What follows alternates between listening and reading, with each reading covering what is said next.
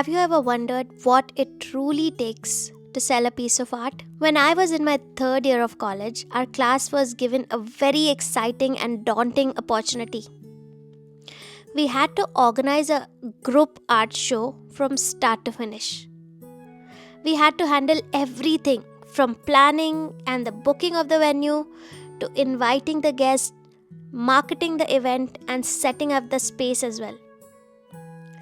It was our very first real world experience in bringing an art show to life, and while it was extremely challenging, it was also incredibly fun and an amazing learning experience. Beyond the logistics of organizing, each of us had to create 2 paintings for the exhibition.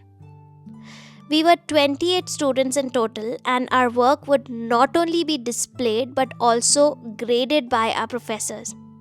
We were going to get grades on the paintings that we were creating. At that point in my artistic journey, I was still in the process of developing my own style. I totally did not know what kind of artist I was. My work was very heavily influenced by my teachers and my classmates and the artists I was studying in art history, the books I was reading, and the assignments we were given to complete. I was still learning, still exploring and still trying to find my own artistic voice. However, beyond just participating in the show for academic purposes, I secretly had this personal goal. I wanted to sell my work. That's it. I really wanted to sell my work. Success means different things to different people, but at that time, success to me was earning a living through my art. And I really had this feeling in my heart that I really wanted to prove that my art could support me financially and that people would pay for something I create. But there was a big confusion in my head. The paintings we had to submit for the exhibition, they were also being graded by the professors. And the professors had very specific expectations. The professors were looking for deeper meaning, they were looking for powerful narratives and thought-provoking concepts in our work. They were not necessarily looking for artwork that was sellable in the conventional sense. So I made a very strategic decision. I would create 2 very different paintings. One I would create to impress my teachers, full of symbolism and conceptual depth. And the other painting I decided that I would create purely with the intention of being something someone would want to buy. For my first painting, I painted 2 human figures intertwined with a lotus blooming at the center, a deeply symbolic piece that I knew would resonate with my professors. I poured meaning into it, crafting a narrative that aligned with what they valued. But I also knew that this painting, while artistically it was very powerful, it was unlikely to be something someone would buy for their home. So for my second painting, I took a completely different approach. Instead of focusing on complex symbols and deeper meanings, I created a piece inspired by my favorite artist at that time, Artyshils.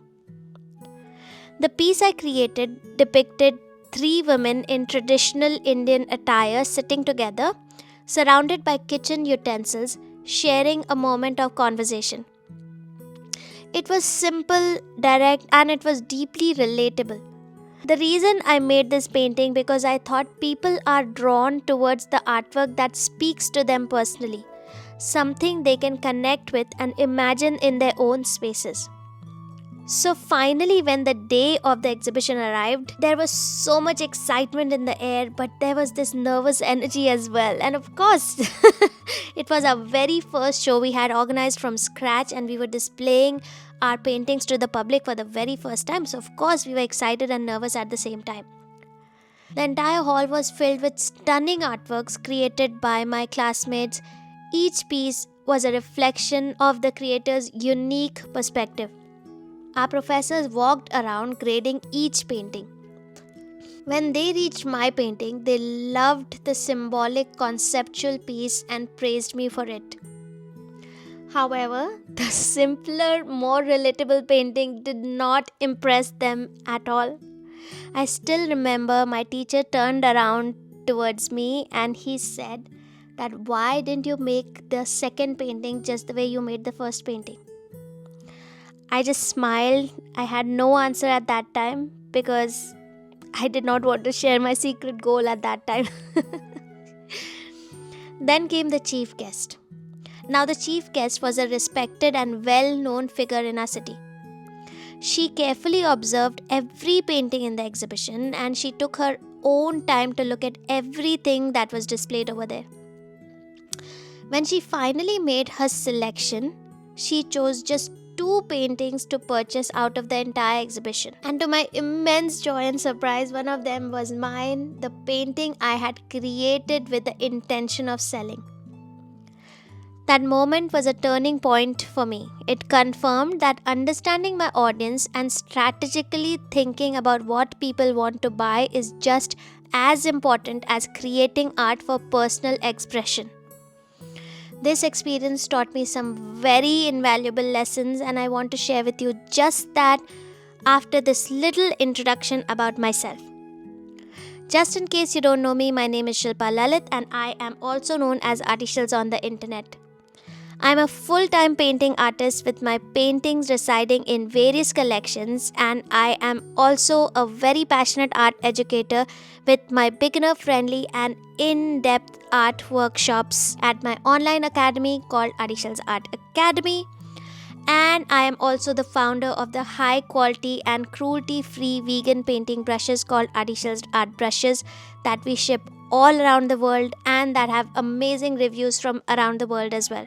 So if you would like to know more about me, my original art and art prints, the high quality brushes that I share and my workshops, you can visit my website www.artyshils.com. Now that you know about me, let's go ahead and let me share with you the lessons I learned through this entire story that I just shared with you. So the very first lesson I learned was that art exists in many forms. Some pieces are created purely for self-expressions, while others are meant to be commercially viable. Neither approach is superior. They simply serve different purposes. Recognizing this distinction can help artists navigate their creative and professional paths more effectively. As an artist, there is room to explore both ends of the spectrum. Whether you choose to create art for personal satisfaction, your emotional needs, or financial sustainability, the key is understanding your own goals and how your work aligns with them. Now, the second thing I learned through this experience was that we have to understand our audience. It is very crucial to understand our audience. Every audience has unique preferences, expectations, and values. While professors and critics may appreciate thought-provoking conceptual art, potential buyers often look for something that resonates with their personal experiences or decor preferences. As an artist, knowing who you are creating for can help bridge the gap between artistic vision and the market demand. If the goal is to sell, it is beneficial to step into the shoes of the potential buyers and consider what kind of artwork they would want in their homes, offices, or personal spaces. The point that I just shared can be very controversial, but I truly work like this and I believe in that, and I still create meaningful art that not just resonates or satisfy my needs as an artist, but it also sells. And I'm saying this after the years of experience of selling art and having collectors. Now, the third lesson I learned was that thinking with a strategy really matters. Some may think that creating art strategically diminishes its authenticity, but this is not true. Having a plan or considering the market while creating does not take away from the originality of the work. It is simply a way of aligning artistic expression with practical goals, such as making a living through art. The most successful artists throughout history have had a keen understanding of how to balance their creative expression with an awareness of what people appreciate and want to invest in. Now, the next lesson I learned is art is very subjective. The same piece of art can have completely different reactions from different people. My professors admired my symbolic painting while the buyer was drawn towards the relatable simplicity of my second piece. This just confirms the idea that art appreciation is deeply personal and no single standard defines what makes art good or valuable. Art does not have to be universally accepted to be meaningful, it simply has to connect with the right audience. And one of the most important lessons that I learned with that experience was selling art is possible. Before this exhibition, I had doubts about whether my art could ever generate income. Selling that painting gave me the confidence and proved that there is place for my work in the market. It showed me that people pay for art that resonates with them and that making a living as an artist is not just a dream, it is achievable with the right approach. It also highlighted the importance of exposure. Had my work not been displayed in the exhibition, I would not have had the opportunity to connect with the buyer that I did that day. So it is very important to find avenues or places, as many places as you can, to expose your art in the world so that you are connected with your community and your buyers and your collectors. Now, the next lesson that I learned was balancing between creativity and sellability.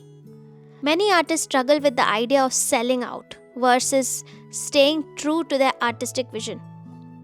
However, the key is to create a balance, You don't have to compromise your creativity to make your work marketable. You just need to understand what appeals to your audience and find ways to just mix or incorporate that into your art naturally.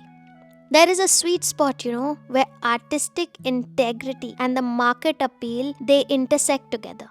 And finding the balance will allow you to thrive both creatively and professionally. And that has been extremely important in my life.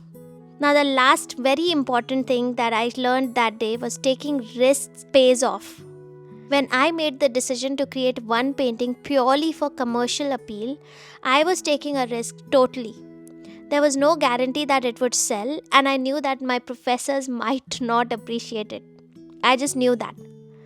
However, that risk ultimately paid off. This taught me that stepping outside my comfort zone and experimenting with different strategies can lead to success in unexpected ways.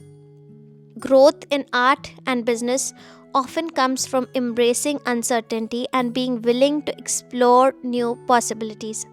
This experience that I had, right from organizing this entire show with my classmates to selling this artwork, it was more than just an exhibition. It was a masterclass in what it takes to be a professional artist. It just gave me that belief that art is not just about creation, it's about connection. It's about finding a way to bridge the gap between what we want to express and what people want to see, own, and cherish in their lives.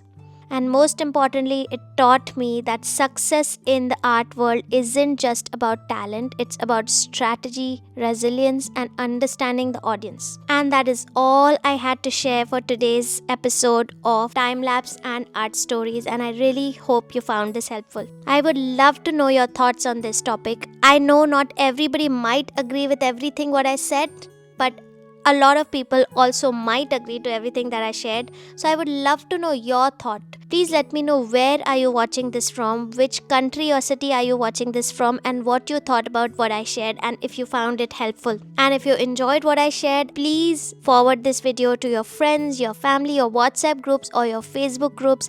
That will really mean a lot to me, and that will be really, really helpful for this channel. Thank you so much for being with me till here. I will see you in the next episode. Till then, bye and happy creating. Bye.